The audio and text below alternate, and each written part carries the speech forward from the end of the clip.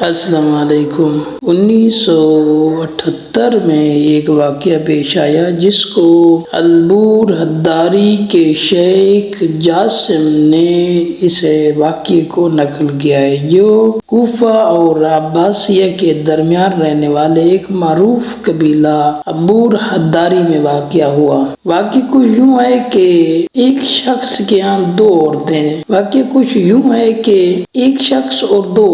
تھیں۔ ایک عورت اس شخص کی بیوی تھی اور دوسری عورت اس کی بہن تھی۔ اس کی بہن پر فعل کبھی یعنی زنا کا الزام لگایا گیا۔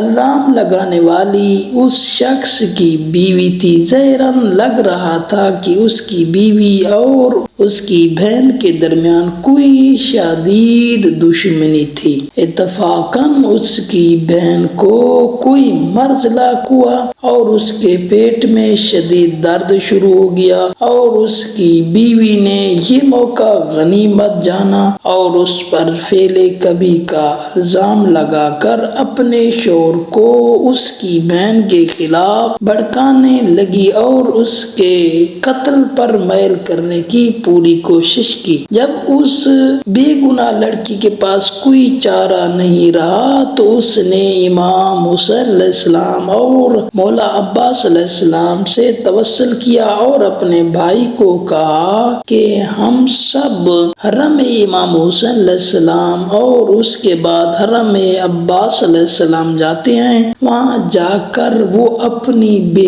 گناہی کی قسم کھائے گی۔ اس کی شدید اصرار پر اس کا بھائی اس کی بات پر راضی ہو گیا اور اپنی بیوی اور بہن کو لے کر حرم امام حسین علیہ السلام اور حرم عباس علیہ السلام کی طرف چل دیا۔ شیخ جاسم کہتے ہیں کہ میں اس وقت حرم عباس علیہ السلام میں موجود تھا۔ لوگوں کا ایک ہجوم اکٹھا تھا کیونکہ الزام کی بات تھی۔ بہت سے لوگ جمع تھے ان کے ساتھ۔ میں نے اپنی آنکھوں سے دیکھا کہ وہ شخص حرم کی دیواروں سے ٹکرایا اور اس کے بدن سے خون بہنے لگا اور کچھ ہی لمحے کے بعد وہ زمین پر گر پڑا اور مر گیا، اور تھوڑی ہی دیر کے بعد اس شخص کی بیوی بھی وہیں پر گر گئی اور وہ بھی دنیا سے چل بسی، کیونکہ اس نے ایک بے گناہ لڑکی پر الزام لگایا تھا۔